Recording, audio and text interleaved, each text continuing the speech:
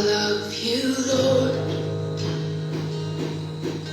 Oh, your mercy never fails me.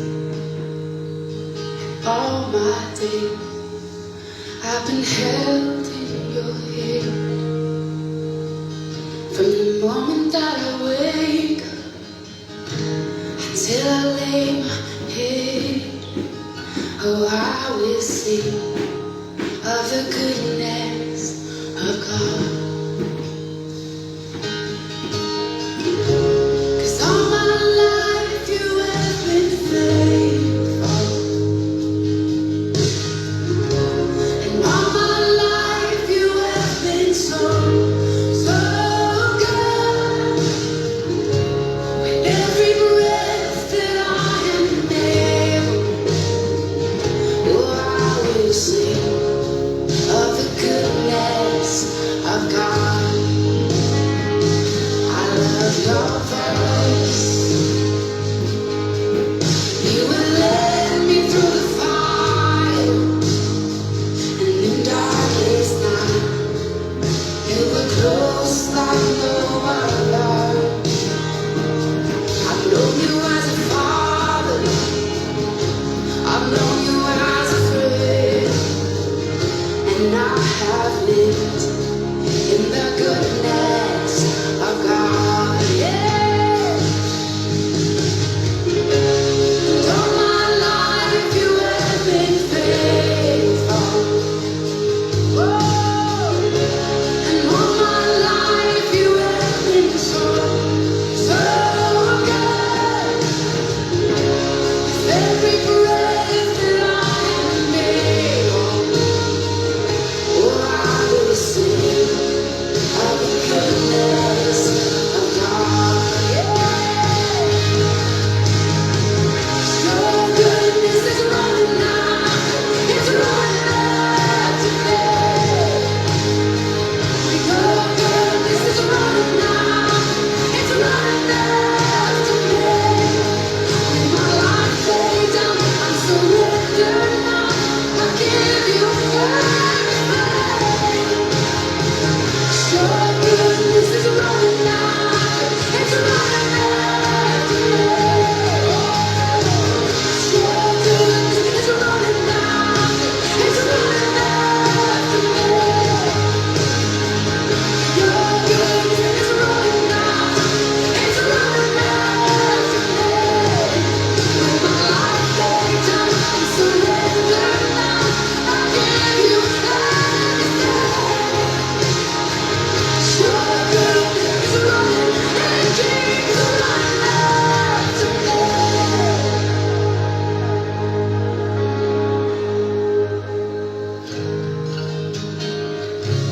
And all my life you have been faithful. And all my life you have been so, so good. With every breath that I am able, oh, I'm gonna sing of the goodness of God. I'm gonna sing, I'm gonna sing. Oh, gosh, 'cause all my life you have been faithful. And all my life you have been so, so good. With every breath that I am able, oh, I'm gonna sing of the goodness of God. I'm gonna sing of the goodness of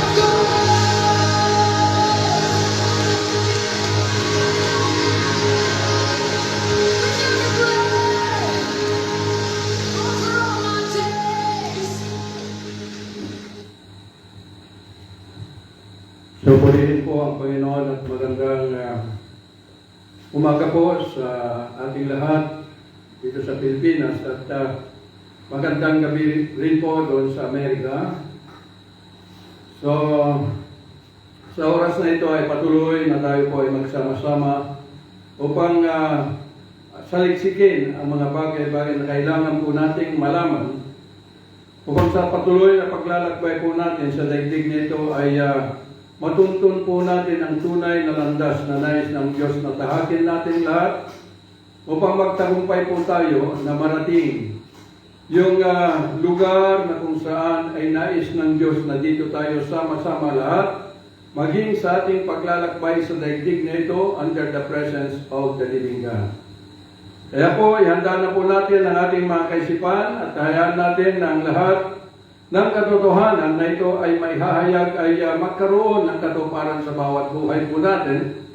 Kaya ito po ay BS, kaya lalaman po natin ang mga bagay na dapat po nating malaman upang maituwid ang landas na ating tinatahak tungo sa katuparan ng layunin ng ating pong Panginoon. Kaya sa oras na ito ay buksan po natin ang ating mga Biblia from Matthew chapter 28 verse 18 to 20. Basahin ko po sa King James Version. And Jesus came and spake unto them, saying, All power is given unto me in heaven and in earth. Go ye therefore and teach all nations, baptizing them in the name of the Father and of the Son and of the Holy Ghost, teaching them to observe all things whatsoever I have commanded you. And lo, I am with you always, even unto the end of the world. Amen. Father, we thank you for this scripture. Lord, I pray, Lord, God, na alisin lahat ng mga tabing, Lord, na nakatakip sa mga katotohanan, Panginoon, na sa likuran ng kasulatan na ito. Upang patuloy na makita po namin, Lord God, visibly ang tunay na landas na dapat po namin tahakin. At patuloy na maluwalhati ka namin ngayon at magpakailanman. Father, we thank you, even the presence of all your heavenly hosts. At higit sa lahat, Panginoon, ang iyong dakilang presensya, Panginoon, at patuloy na bukas na pintuan ng kalangitan at malaya po kami na maging isa, Panginoon, to enter into your holy presence all day long. Damitan mo kami ng karunungan na naggagaling sa iyo at kaalaman, at alisin ang lahat ng karunungan makalupa, Panginoon Lord God Almighty. But I pray all the word that is going to be released or revealed today ay kalakip, Panginoon, ang apoy mula sa kalangitan, na ito, Diyos, ay papasok sa mga tainga ng lahat, Panginoon Lord God Almighty, na inaabot ng tinig na ito, God Almighty, upang ito ay magkaroon ng great manifestation to each and everyone's life. Father, we thank you, we give you praise, glory, and honor. The most wonderful name, Lord and Savior, Jesus Christ. Amen and amen. So, ang ating pong tatalakayan sa araw na ito ay about the reality of the Great Commission from God. So, kailangan po natin malaman at maunawaan ano ba itong komisyon na ibinigay ng Panginoon sa kanyang bayan. Dahil kung titingnan po natin ay napakarami na ito ay tumatangkilik dito sa Great Commission. At tinawag ng mga Bible scholar that this is a Great Commission. Kaya po marami pong pumapasok sa Bible school upang lamang makapaglingkod sa Diyos sa pamamagitan ng Great Commission na ito na ayon doon sa kanilang pang-unawa. Pero kung mauunawaan lamang po natin kung ano ang actual na katotohanan, kalakip ng bilin ng Diyos na ito sa kanyang bayan, I do believe na hindi na natin pagnasahan na pupunta pa sa Bible school. Dahil marami ang naghahangad. Pero sinabi ng Panginoon na itong commission na ito, hindi ito ayon doon sa kaunawaan ng tao, kundi ayon doon sa karanasan ng tao, doon sa sa ilalim ng presensya ng buhay na Diyos. Hindi po ito doon sa napag-aralan, kundi yung nagaganap sa buhay natin under the presence of the risen Christ. Dahil marami po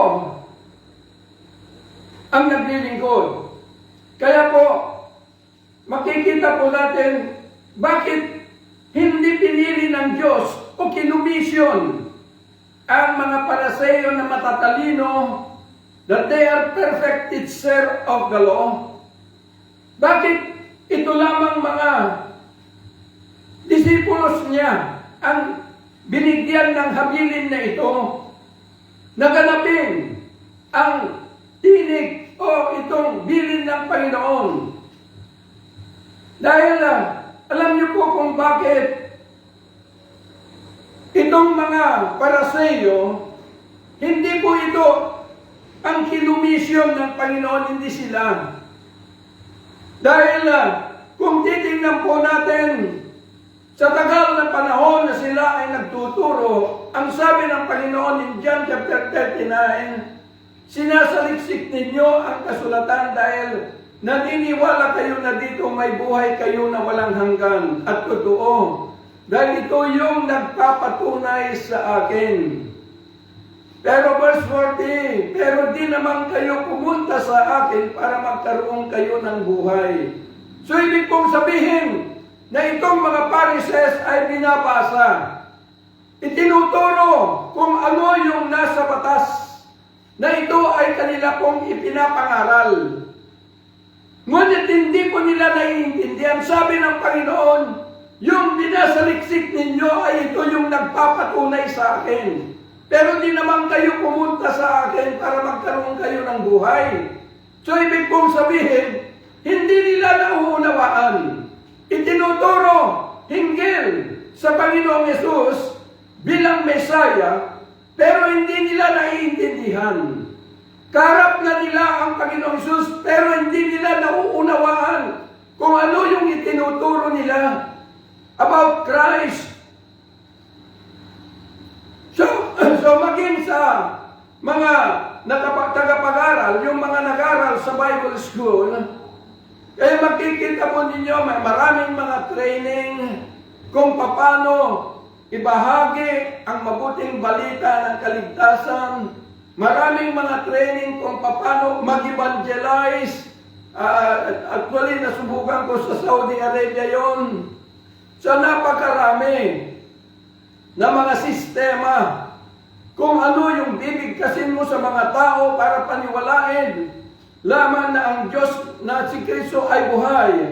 Kaya lamang ang katanungan, nauunawaan ba yung nangangaral ng kaligtasan, yung salitang salvation? Dahil kung titingnan po natin, ipinapangaral ang kaligtasan, pero yung nangangaral mismo, hindi niya pa naramdaman at naranasan yung kaligtasan. Dahil hindi niya nauunawaan kung ano yung ipinapangaral niya. Dahil ang akala natin kapag sinabi na tanggapin mo ang Panginoong Hesus, ikaw ay maliligtas. Pero maliwanag sa banal na kasulatan na ang kaligtasan ay hindi po doon sa nabasa sa Biblia, kundi ito yung kaganapan na kapag ka ito ay natagpuan mo ang buhay na Kristo. So ibig kong sabihin na ang kaligtasan, mga minamahal na mga kapatid, ay ito po ay ganap na nakalaya mula sa kingdom ng demonyo sa pamamagitan ng batas ng laman at sa kingdom ng tao sa pamamagitan ng batas ng kaisipan. So ibig kong sabihin na dito lubos ka lang nakalaya to plead to the presence of the risen Christ. So ibig kong sabihin na kapag ikaw ay nakalaya na rito, hindi kagalingan. Dahil pinili mo na lumuplok doon sa presensya at mapabilang ng Panginoong Hesus at mapabilang sa kanyang kaharian. To cleave to Christ, yun po yung kaligtasan na sinasabi. Pero kung titingnan po natin, maraming nangangaral. Sinasabi, ito, ginagawa ko itong Great Commission. Ipinapangaral ko. Sabi, pero kung titingnan yung kanilang mga buhay, yung kanilang pag-iisip, yung kanilang pananalita, ay hindi po nakikita yung kaganapan ng totoong kaligtasan sa kanilang mga buhay. Kaya sabi ng Panginoon, pinag-iingat ng kanyang mga bayan na mag-ingat sa mga matatalinong mga tao. Dahil sabi ng Panginoon, sila'y mga bulag dahil yung itinuturo hindi nila nakita, hindi nila natagpuan. Nakinig sila pero di nila naunawaan. So, ibig sabihin na itong mga matatalino, even the Pharisees, ay tinagurian ng Panginoon na mga bulag. So, hindi nila alam kapag naunawaan nila itong Great Commission, malalaman nila na sila ay ginagamit at iniimpluwensyahan ng demonyo upang ipagpatuloy nila yung kaunawaan nila hinggil sa Great Commission upang bulagin pa ang maraming mga tao na hindi na po makikita yung liwanag na nakay Kristo. Kaya kung uusigin po natin mga minamahal na mga kapatid, na ang sabi ng Panginoon, all power is given unto me in heaven and on earth. Go ye therefore and teach all nations. Ang sabi niya, all power has been given to me in heaven because He is the Son of God. And on earth because He is the Son of Man through Mary.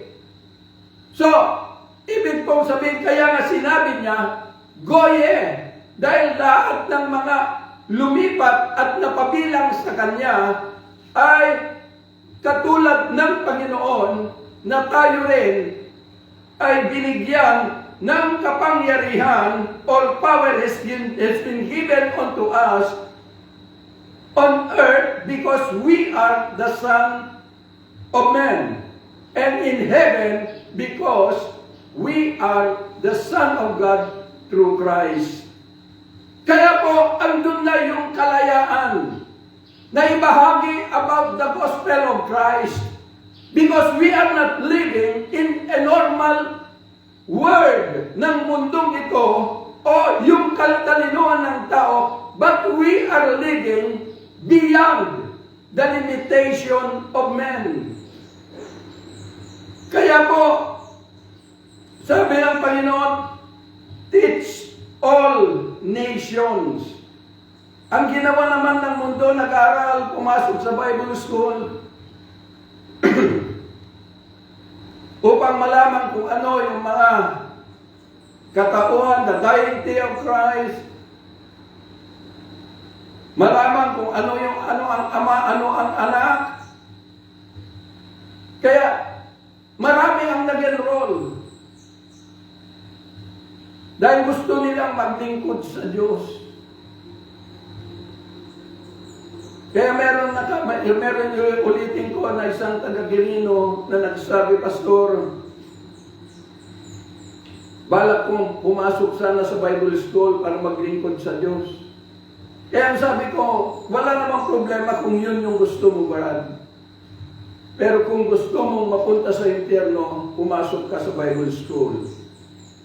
Pero kung gusto mong maging kabahagi ka sa mission ni Jesus Christ, kailangan hanapin mo ang kanyang presensya at hayaan mo na siya ang magdala sa iyo sa iyong paglilingkod sa kanya.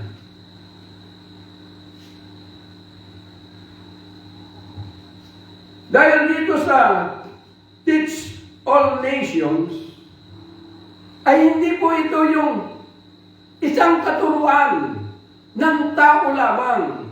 Kung tutunghayan po natin yung sinabi ng Panginoon doon sa Luke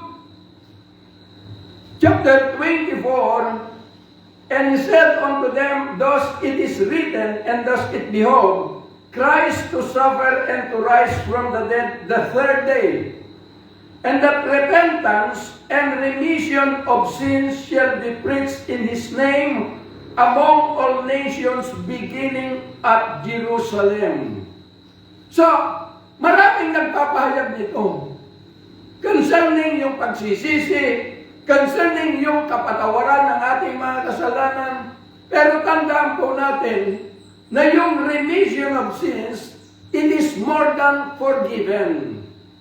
Dahil yung remission of sin ay totally, you are banished away from the kingdom you came from, the kingdom of Satan and the kingdom of men. You are totally vanished away and cleave to the presence of the risen Christ living in His kingdom all day long. Yun po ang ibig sabihin ng remission. So, maraming mga nagsasabi, maraming humihingi ng kapatawaran. Panginoon, patawarin mo kami. Halos araw-araw humihingi ng kapatawaran ang tao. Maging ang mga lingkod, patawarin mo kami. Pero tandaan mo niyo po, sabi ng Panginoon na yung ginawa niya in the cross of Calvary ay yun yung tanda na napatawad niya ang buong mundo.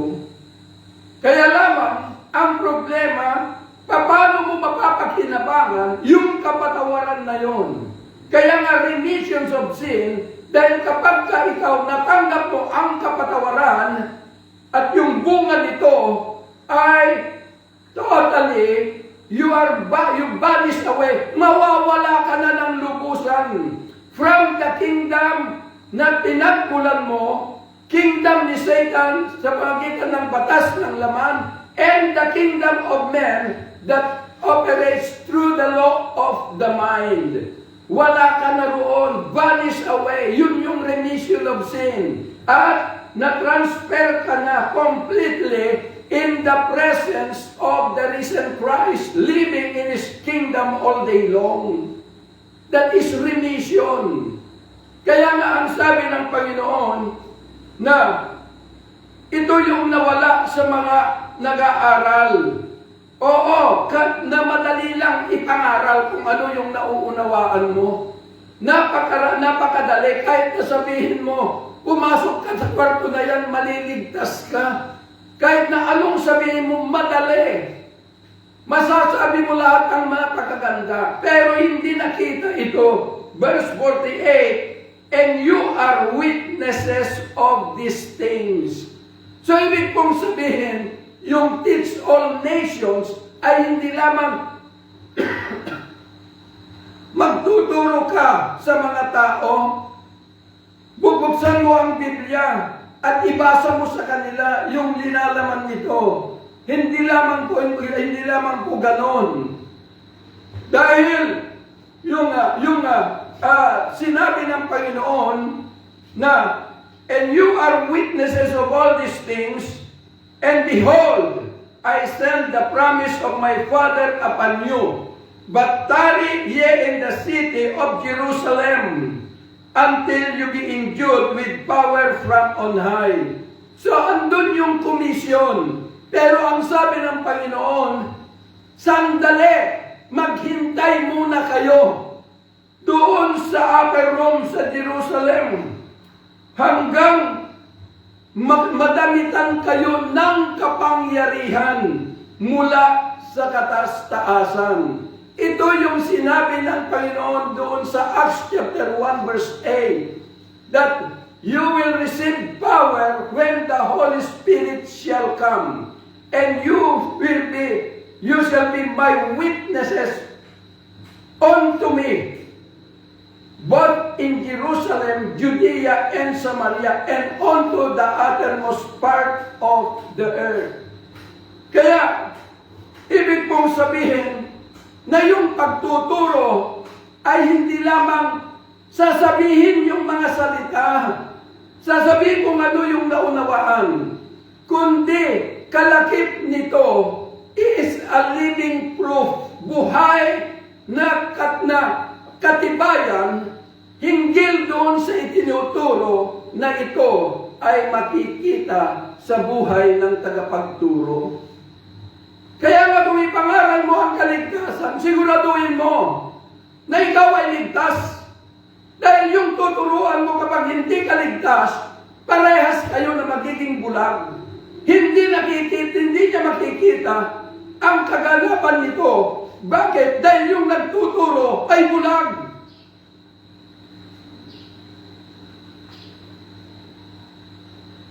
Kaya nga, ang sabi ng Panginoon, doon sa Mark, nang sabi niya, and he said unto them, go ye into all the world and preach the gospel to every creature. The gospel of Christ ay hindi po ito kayang isalarawan ng karunungan ng tao. Masasabi mo na lahat, kapatid, ang mga katotohanan na babasa mo sa mga kasulatan, pero hanggang doon lang. Emotionally, kapag nabasa mo, paiyak-iyak ka pa dahil nag-activate your emotion. It is not faith. Dahil ang gospel ay ito ay salita na kasama yung living proof na ito yung demonstration of spirit and power. Kaya kapag ito ay binanggit mo, makikita nila higit na natatanaw nila sa iyong buhay yung mga sinasabi mo concerning the kingdom of God. Kaya yun yung ibig sabihin na teach all nation. Kaya nga maraming mga anak na ito ay naligaw.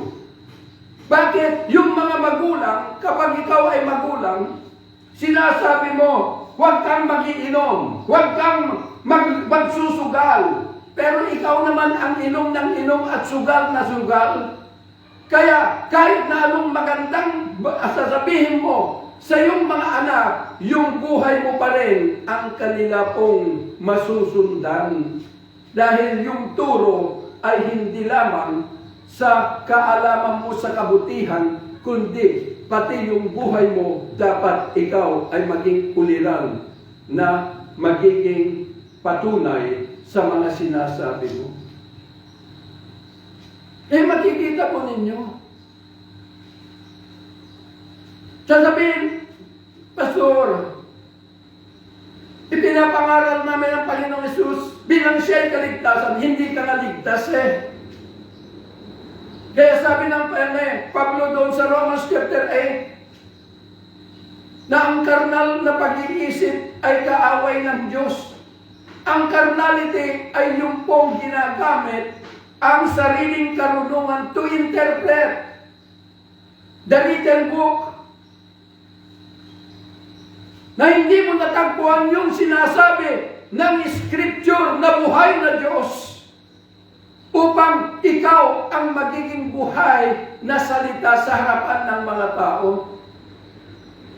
Kaya makita mo ang daming gustong mag-mission, pero nakakalungkot. Pupunta silang mag-mission, yung mga magmi-mission, mga papastor na ito ay hindi marunong magpatawad, hindi marunong umibig sa kapwa. Sila'y mga marites upang sirain ka lang at makabuo sila ng sarili nilang grupo.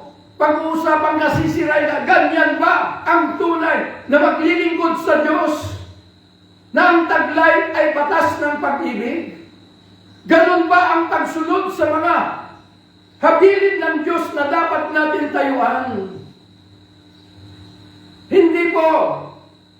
Madali pupunta kung saan-saan. Pero ano ang dadalhin mo doon? Para bulagin ang mga tao? magpagamit kay Satan, maglingkod kay Satan, para mabulag ang mga tao at kailanman din na nila makikita ang pintuan ng Bartolina na kanila pong kinasadlakan, the kingdom of men. Yun po ang nakakalungkot. Dahil makikita po ninyo, maging sa social media, ina-identify yung sarili na siya ay bisya. At siya ay apostol. Pero makikita mo sa kanyang mga post, sinasabi niya, hindi ko sinasabi ito para ito ay sundin ninyo, kundi ito ay personal na opinion ko lang. Nasasabihin niya yung gusto niyang presidente, ngunit sisirain niya yung isa. Kaya sabi ko, Bishop, ang tunay, ang taglay, sabi ko, ng tunay na lingkod ng Diyos ay batas ng pag-ibig. At inulit, opinion ko lang ito, itigil mo na ang opinion mo. Nakakasira at nakakabulag, sabi ko. Mahiya ka sa Diyos. Ako, bishop ka na sinasabi mo, apostol, pero hindi ka na naiiba sa mundo. Sinisira natin ang karangalan ng Diyos dahil hindi natin nauunawaan kung ano itong pinaggagawa po natin. Dahil kailanman walang tamang direksyon ang kayang abutin ng kaisipan ng tao kahit sinong pinakamarunong na tao, kapatid. Kaya nga pumunta ang Panginoong Yesus dahil alam niya na tayo po ay limitado. At siya na mismo ang nag-offer sa kanyang sarili na pumasok sa ating mortal na katawan. Kaya ngayong kaligtasan, ang sabi ng banal na kasulatan, Romans chapter 10, that if you confess Jesus is Lord and believe in your heart God raised him from the dead, you shall be saved. So andun pa lang, iba pa lang yung kaligtasan. Pagka ikinonfess mo, dahil sa pangunawa ng tao, inililid mo yung mga tao, tanggapin mo ang Panginoong Yesus. Hallelujah! At ligtas ka. Mga minamahal na mga kapatid, if you confess Jesus is Lord, yung Lord na nakatala doon ay hindi po dahil siya ay Diyos.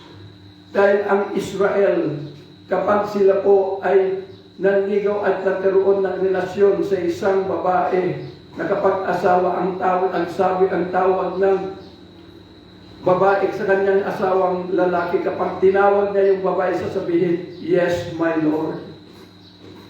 So, ibig pong sabihin, to confess Jesus is Lord, ay ibig sabihin na siya na lamang ang iyong kapiling habang panahon. May tunay na relasyon na kayo sa Kanya. That is confessing Jesus is Lord.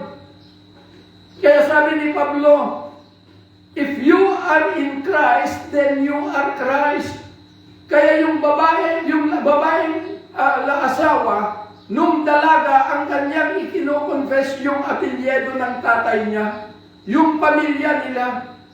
Pero nung tinanggap niya yung lalaki, hindi na yun ang ikinoconfess, yung apelyido o pamilya, yung lalaki na inasawa niya.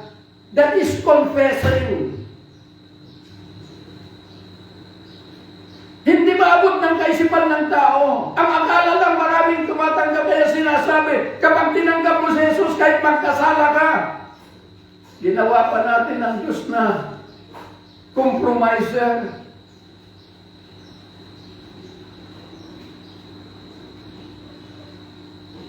So, ibig mong sabihin, relationship, kapatid. Kaya nga kapag ka nagdesisyon bisyo ka, ibig sabihin may mangyayari sa buhay mo bago ka tumayo dito sa daigdig at ipakita mo yung nangyari sa iyo. Hindi lamang dahil ikaw ay naalis lahat ng mga bisyo mo ay ayos na, hindi. Kundi ikaw ay naglalakbay tungo sa Kanya. So yung ipakita mo, hindi ka nakabahagi o kabilang sa mundo na iyong kinagisnan. Hindi ka naalipin ng karunungan ng tao, bagkus ikaw ay alipin o nasa ilalim na ng kapamahalaan ng buhay na Diyos.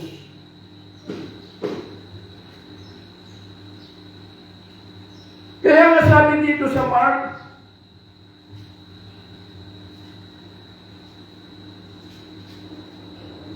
kaya nakakalungkot dahil maririnig mo sa mga kalsada, sa mga market, sasabihin, ito ang mabuting balita ng kaligtasan. Hallelujah!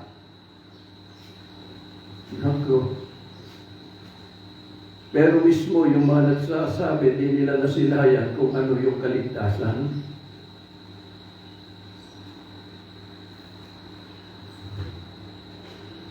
Kaya nga sinabi dito sa Mark chapter 16, verse 16, He that believeth and is baptized shall be saved, but he that believeth not shall be damned. So dito po, yung salitang believe ay dahil nakita niya yung buhay mo. Nung nagsalita ka, may narinig siya, pero higit na nagpatunay at nagpatibay, doon sa narinig niya ay yung buhay mo, kapatid. Nakita niya ang tunay na kaganapan ng kaligtasan sa iyo. Kaya nga, siya ay naniwala siya kay Kristo dahil nakaya niyang lisanin yung mundong kanyang kinapanganakan mula sa kingdom ni Satan through the law of the flesh at maging sa kingdom ng tao through the law of the mind. Bakit? Dahil nakita niya sa buhay mo ito na maging ikaw ay hindi na kapanalig sa mundong pinanggalingan mo. Hindi ka na namomobilize sa sarili mong kaunawaan at sarili mong karunungan, kundi namumuhay ka na sa isang buhay na katotohanan because Christ ay victoriously indwell and enthroned Himself into your mortal being. That is salvation. Kaya nga, kapag sabi niya, He that believeth and is baptized shall be saved. Kaya nga ligtas ka na. Bakit? Nasa piling ka na ng buhay na Diyos. At ang sabi doon sa Ephesians, far above principalities, rulers, and powers of darkness, we are seated at the right hand of God. So andito na tayo sa mataas na antas.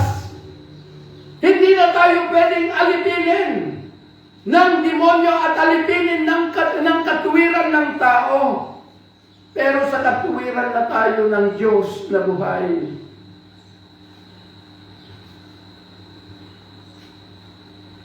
Kaya nga sabi ng Panginoon sa Matthew, teach all nations. Ikaw yung magwi-witness. Buhay mo, tumatayo ka in behalf of Christ at sinasabi mo siya yung kaligtasan.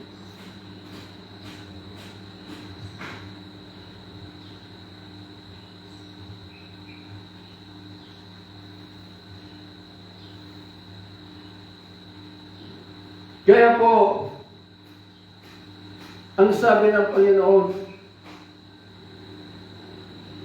teach all nations, baptizing them in the name of the Father and of the Son and of the Holy Spirit.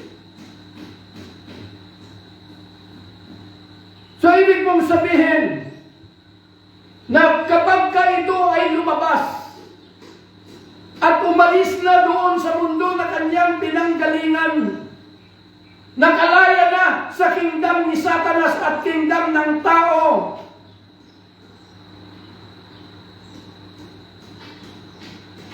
kaya po, mailalagay na ang sarili mo under the kingdom of God. Yung buhay mo ay nasa ilalim ng kapamahalaan ng Godhead, the Father, the Son, and the Holy Ghost. Bakit ka nasa ilalim na nito? So, ibig sabihin, kapag your life is under the rulership of the God and the Father and the Son, the Father, the Son, and the Holy Ghost, you are already considered as the citizen of the kingdom of God. Kaya nga yung bautismo, believe and shall be baptized. Ang problema, ginagawa yung baptism na parang ritual, parang tradisyon, na itinuturo ng mga pastor. Katulad ng kamatayan ng Panginoon Hesus ay ikaw ay mamamatay, ilulublog ka. Pagka angat mo sa tubig, hallelujah, bagong buhay ka na. Pero paglabas, karnal pa rin. Dahil hindi mo nauunawaan, hindi mo nakikita ng karunungan ng tao yung napakahalagang bunga ng kanilang ginagawa sa mga tao, na imbes na makita nila yung liwanag, yung pagbaba ng apoy mula sa kalangitan ni Spirit of God, ay di na nila makikita dahil binulag sa karunungan ng tao. Kaya yun yung ibig mong sabihin, na yung bautismo sa tubig, kapag ikaw ay lumabas na, dahil naniwala ka na kay Kristo, true believer ka na, then, babautismuhan ka ng tubig, ito yung affirmation mo, ito yung pagpapatunay mo, na kinondem mo na, isinumpa mo yung mundo na iyong pinanggalingan. Yung kingdom ng demonyo at kingdom ng tao, isinumpa mo na. Nag-banish away ka na, there is a remission of sin. Kaya, ito na yung oath-taking mo to enter into the kingdom of God. Ito yung sinasabi ng Panginoon na unless a man be born of water and Spirit, he cannot enter into the kingdom of God. Born of water dahil in-affirm mo, pinatunayan mo na yung pinanggalingan mong buhay ay lubos nang naglaho sa iyo. Ikaw ay naglaho doon at nabuhay ka sa kingdom ni Jesus Christ. Born of water, yun yung pagpapatunay, yun yung pagpapatibay mo, that you consider yourself as good as dead sa pinanggalingan mo, and you are now alive in Christ. Kaya kapag ka nag-taking ka, born of water, then the born of Spirit, eto na, karapat-dapat ka na ibigay sa iyo the Holy Ghost, which is the grace of God, na ito yung pinakapuso mo, na siyang magmumubilize sa iyo, na siyang magdadala sa iyo, through demonstration of Spirit and power, at hindi na yung karunungan mo. Kaya kapag lumabas ka at ipinakita mo ang buhay mo sa mga tao, doon na nila mauunawaan kung ano ang tunay na kahulugan ng kaligtasan, na hindi yung sinasabi lang ng tao.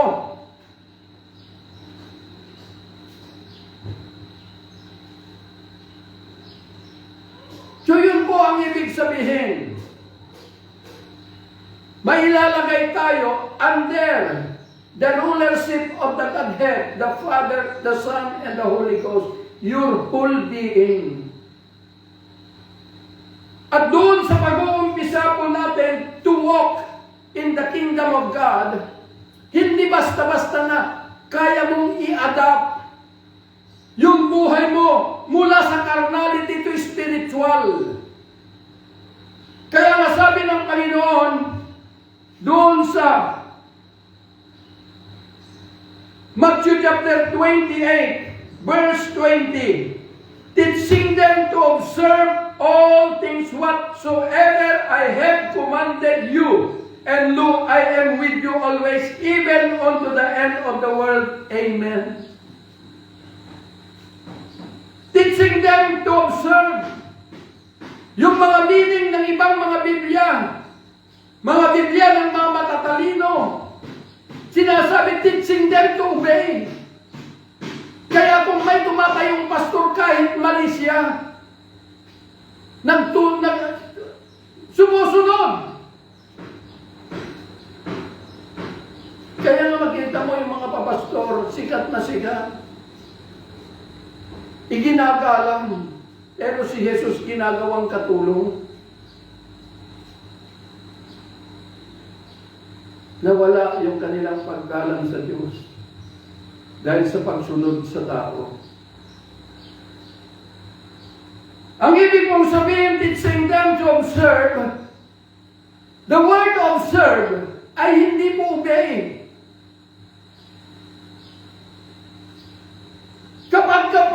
Kapag kayong anak mo ay ipadala mo sa eskwela, hindi mo sasabihin, anak, sumunod ka.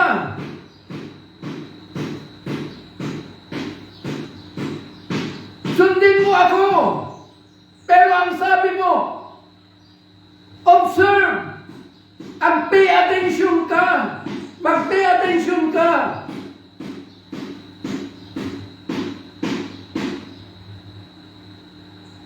Maging attentive ka sa lahat ng pag-aaralan ninyo. Yun yung sinasabi mo.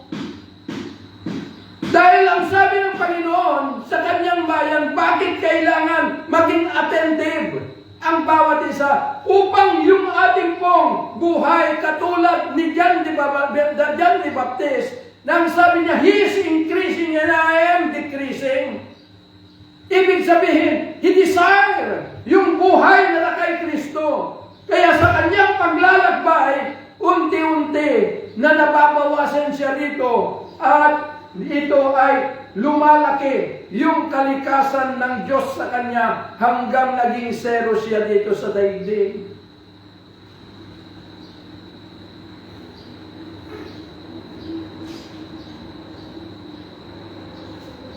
Teaching them to observe. Ibig pong sabihin, huwag mo silang turuan, ilid mo sila na matagpuan yung sinasabi ng Panginoon na ang sabi niya sa kanyang bayan, mag-ingat kayo sa mga katuruan ng mga matatalinong tao. Bakit? Dahil sila'y mga bulag. At kapag sila'y mga bulag, pati ikaw na makikinig sa kanila, magiging bulag ka na rin. Pero ang sabi ng Panginoon, ipapadala, I pray to the Father, sabi niya, to send another comforter, which is the Holy Ghost, to abide you forever. Even the Spirit of truth, sabi niya, that the world did not receive it because they did not know and they did not see Him. Pero kayo, sabi ng Panginoon, makikilala niyo siya. Hindi niya sinabi na malalaman. Makikilala niyo siya dahil mananahan sa inyo.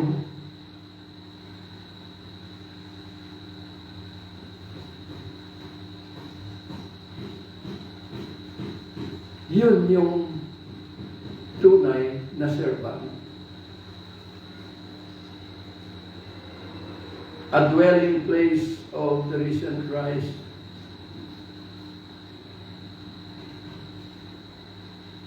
Nang sabi ng Panginoon, that the Comforter that my Father will send in my name, which is the Holy Ghost, He will teach you all things. He will put to remembrance everything that I have spoken unto you, and He will guide you into all truth. John chapter 14 and John chapter 16. So hindi niya po sinabi na maghanap kayo ng Bible school na mapag-aaralan ninyo, kundi tinuligsa niya yung mga katuruan ng mga Pariseo na matatalino, na hindi sila karapat-dapat na ito'y taglayin yung Great Commission of God, from God. Bakit? Hindi, sabi ni Pablo, dahil ang karnal na pag-iisip, sabi niya, hindi ay kaaway ng Diyos dahil hindi nagpapasakop at hindi niya kaya na magpasakop sa Diyos. Romans chapter 8. Kaya ang nangyayari, siya yung gumagawa ng programa para sa Diyos. Siya ang gumagawa ng mga tema para sa Diyos. January pa lamang, 2022, alam na nila kung ano yung ipipreach nila sa December 2022. At sasabihin nito ang salita ng Diyos.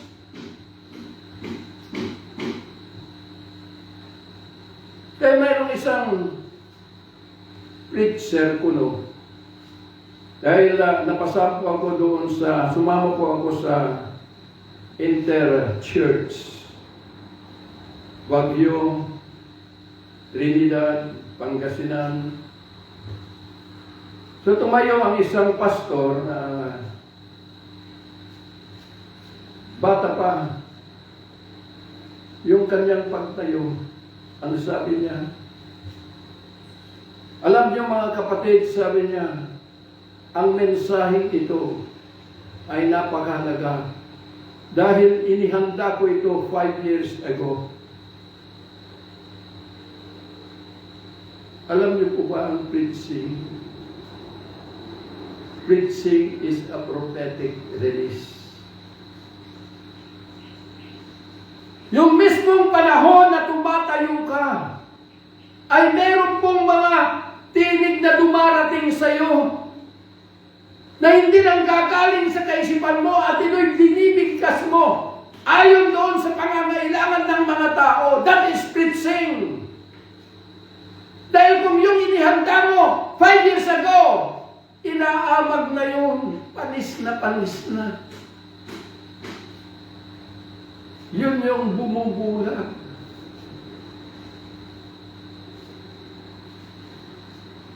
Sa mga tao. Kaya po mga minamahal na mga kapatid, ang sabi ng Panginoon, teaching them to observe. I-guide nyo na sila ay magiging attentive, mag-focus sa Panginoon.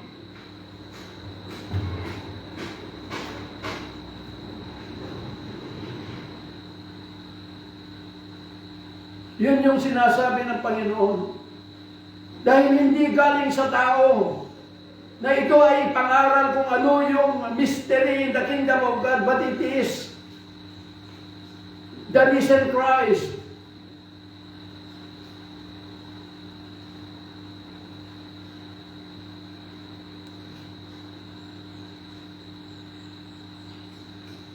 Kaya po mga minamahal, maraming mga tuwang-tuwa kapag may pagtitipon ng iba't ibang mga grupo. Sila ay nasisiyahan, ay may pagkain, may pera, pero mas higit na mas maganda kapag ikaw ay namumuhay sa kagalakan ng Diyos.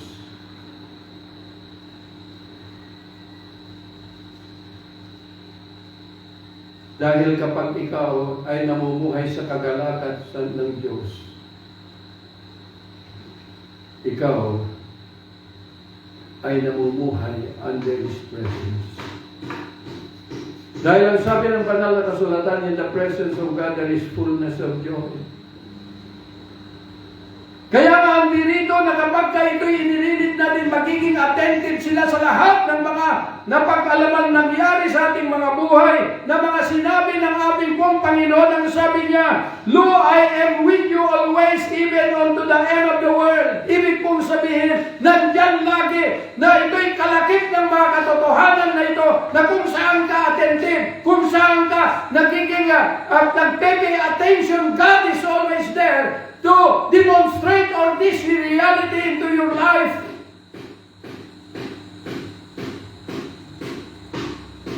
Katulad din yun sa pag-aaral, pagkakukuha ng mga kurso. Kapag ikaw ay nag-aaral, kumuha ng abogasya, ibig pong sabihin, attentive ka lagi. Kahit nasa bahay ka, nagluluto ka, yung isip mo nandoon sa eskwela. Dahil ang tinitingnan mo, yung desire mo, yung pangarap mo na magiging ikaw. Yun yung ibig sabihin ng attentive. At tayo po, meron tayong minimiti at meron po tayong ninanais na makamtan at maabot, which is the kingdom of heaven. And only the risen Christ ay siyang maging daan upang tayo ay mapabilang in His kingdom at magiging qualified na kapag tayo ay namatay physically, qualified na tayo to soar up into the heavens of heaven.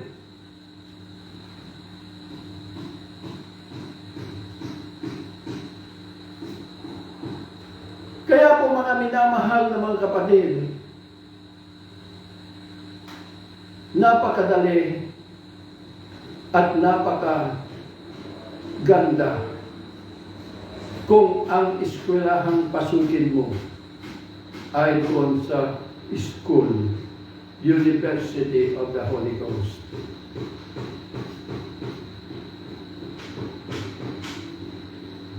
So yun po yung ibig pong sabihin. Ito po yung Great Commission na tinatawag ng mga Bible scholar. Great Commission. Hindi sa karunungan ng tao na ito'y naisa sa katuparan, kundi dahil doon sa mataas na antas. Kapag sinabing Great Commission, ibig sabihin, the gospel of Christ is there. The gospel ay hindi kayang i-demonstrate ng tao, hindi kayang ipaliwanag ng kaisipan ng tao, but it is the demonstration of power and spirit. Yan yung kalakip noon. Kaya po mga minamahal na mga kapatid, kung nais ninyong maglingkod sa Diyos, huwag nyo nang asamin na pumunta sa Bible School, sa impyerno kayo pupunta. Asamin ninyo na magiging attentive kayo at marinig ninyo ang tinig ng buhay na Kristo na ito ay nagtotrono sa iyong physical na buhay. Kapiling mo siya. At ang layunin niya kung bakit siya he-enthroned himself in our mortal being ay upang siya yung magdi-disciple sa atin. At kung siya yung nag-disciple sa atin, hindi na tayo magkakahiwa-hiwalay. Dahil iisa yung pinagmumulan ng buhay natin. It is Christ itself.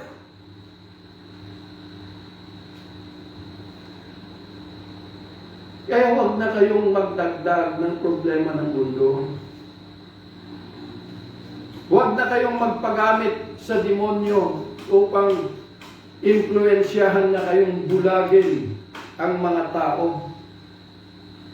Maraming masasarap at magagandang mga sinasabi, kaya nga sinabi ni Pablo, my word and my preaching are not from enticing words of man's wisdom.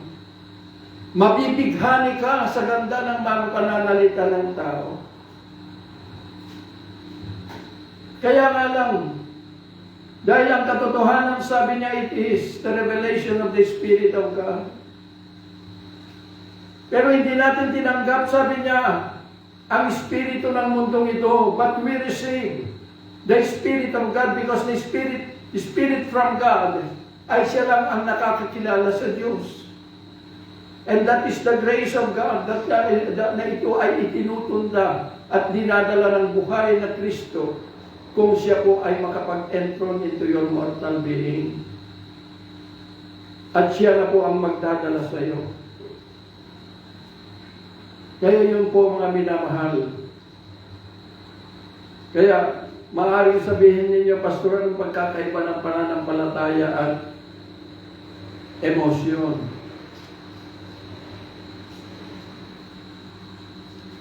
Ang emosyon, kapatid, marami kang sinasabi. Kaya mong i-disiplina outwardly yung buhay mo. Kala mo para kang santo kapag magsalita, ay pag-ibig, lahat yan. Pero pag nakanti ka, kaagad sumasabog ang galit. That is emotion. Pero kung pananampalataya, kapatid, the same thing na nakikita sa iyo, pero kapag nakanti ka, pag-ibig pa rin ang siyang iiral. Dahil yung tunay na lingkod ng Diyos, ng buhay na Diyos, ay namumuhay under the law of love. Batas ng pag-ibig ang dala natin. Kaya huwag na kayong makisaw-saw sa daigdig na ito. Kung makisaw-saw kayo sa politika, gamitin nyo lang yung good moral. But huwag nyong turuan ang tao na magalit sa kanyang kapwa-tao. Kaya po mga minamahal na mga kapatid, tandaan po natin that as Christ, all power has been given unto Him in heaven and on earth. In heaven because He is the Son of God, and on earth because He is a Son of man through Mary. And likewise to all of us, that all power has been given unto us in earth because we are the Son of man, and in heaven because we are now the Son of God through Christ. Hindi na tayo kapamilya ng mundo. Hindi na tayo kapamilya ng kingdom ng tao. But we are totally banished away from all this kingdom and living under that presence. Not only living under the kingdom of Jesus Christ. Mula rito sa mundo hanggang sa eternity. Yun lamang po at magandang tanghali po sa inyong lahat. Father, we thank you for this word that you have revealed to us, Lord. Dalangin ko, Ama, na ito po ay patuloy na magbigay sa amin ng maliwanag